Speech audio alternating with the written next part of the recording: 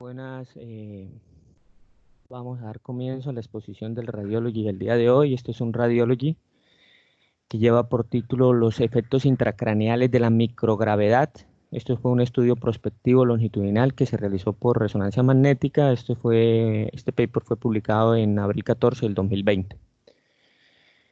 Bueno, los antecedentes para que se realizara este paper fue que se ha visto que los astronautas en vuelos espaciales de larga duración y sobre todo los astronautas que tienen vuelos repetitivos desarrollan cambios en la estructura y función ocular que persisten durante años después del regreso a la gravedad normal. Se supone que la exposición crónica a una presión intracraneal elevada durante el vuelo espacial es un factor contribuyente, sin embargo, las causas etiológicas siguen siendo desconocidas. ¿Cuál fue el propósito de este paper? Investigar los efectos intracraneales de la microgravedad, midiendo los volúmenes cerebrales intracraneales, la morfología de la hipófisis y cuantificar la hidrodinámica del líquido cefalorraquídeo en relación con los vuelos espaciales y establecer un modelo integral de recuperación después de que de que el astronauta esté ya en la Tierra. Es decir, en materiales y métodos vemos que este estudio se hizo aproximadamente a 11 astronautas, se les realizó resonancia magnética antes del vuelo espacial y se les realizó resonancia magnética en el día 1, 39, 180 y 300 días, 360 días después del aterrizaje. Se hizo, como ya lo dije, una cuantificación de la volumetría intracraneal y de la hidrodinámica del líquido cefalorraquídeo a nivel acueductal, así como la evaluación de la morfología de la hipófisis.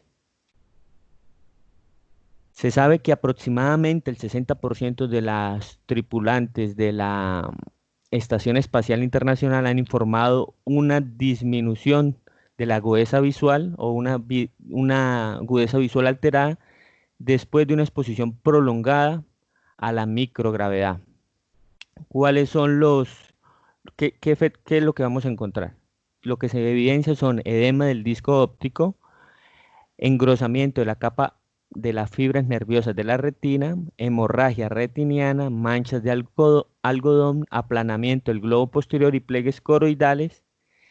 Y bueno, al carecer de un correcto correlato clínico basado en la Tierra, la NASA denomina genéricamente esta afección médica como el síndrome neuroocular asociado a los vuelos espaciales.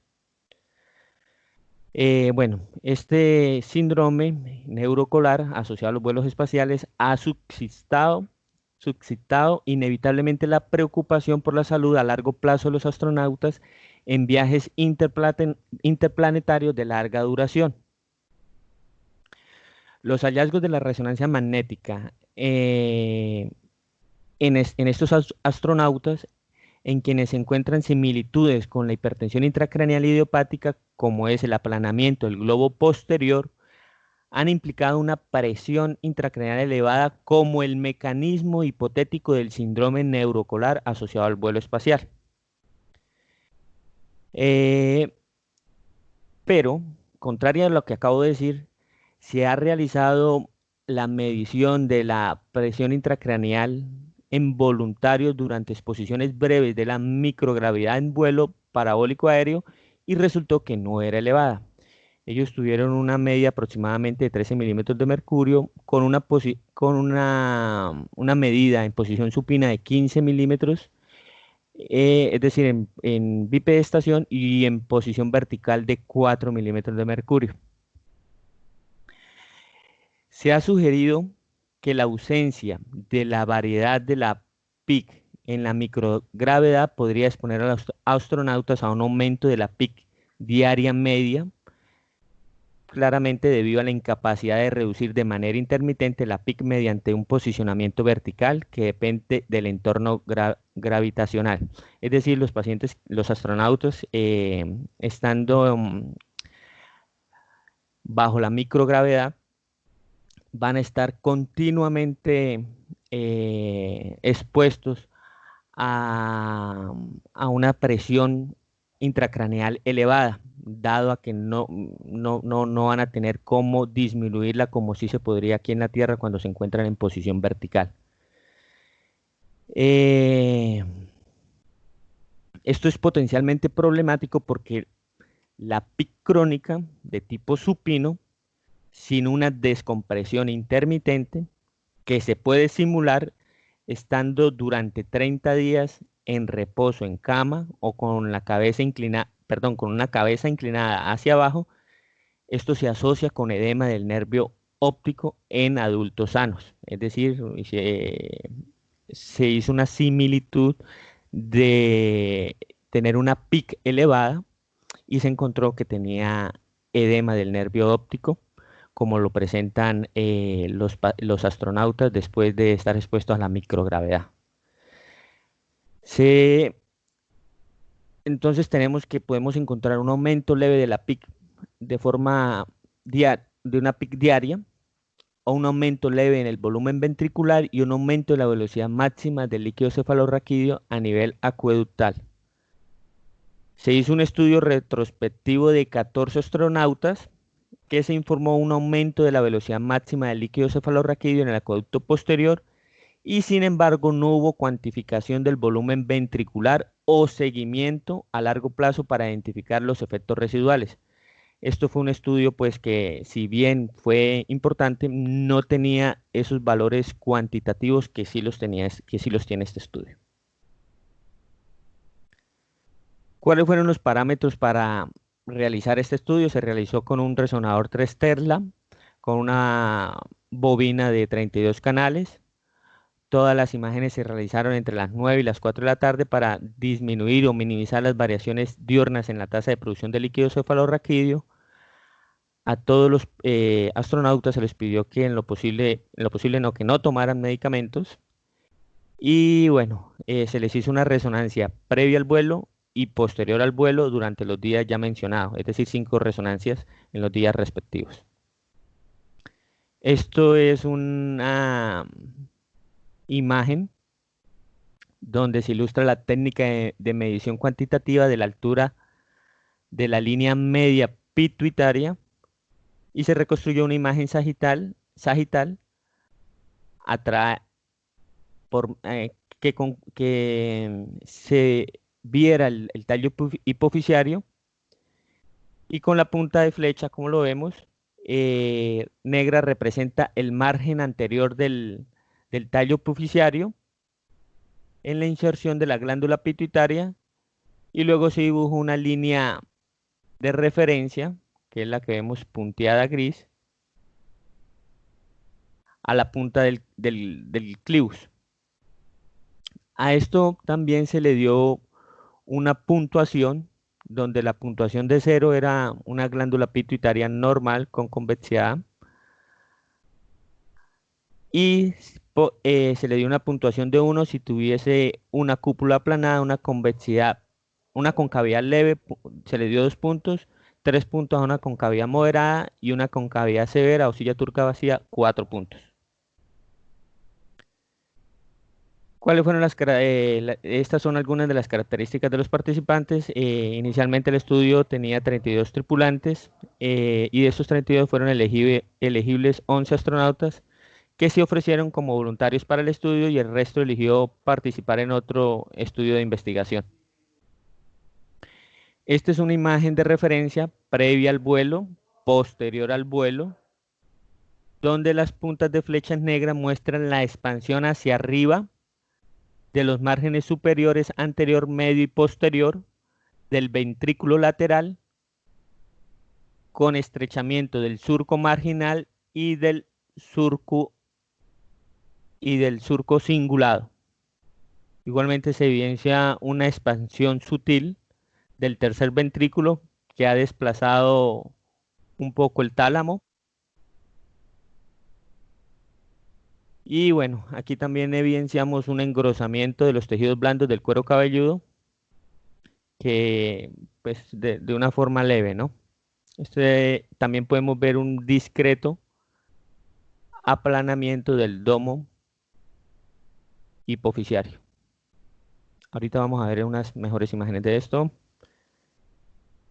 Esto es una película donde se evidencia la expansión ventricular lateral y del tercer ventrículo. Como ustedes lo ven, esta es la imagen inicial. Podemos ver un domo hipofisiario, el tercer ventrículo, la cisterna supracelular. Vamos a ver sobre todo esto que lo estoy mencionando y vamos a ver al final cómo esto está más expandido. Este es el mismo paciente al final de una resonancia después del vuelo, donde se ve un aplanamiento del domo hipofisiario, se ve un aumento de la cisterna supracelular y un poco de agrandamiento del tercer ventrículo, al igual que los ventrículos laterales. Vuelvo y pongo el video.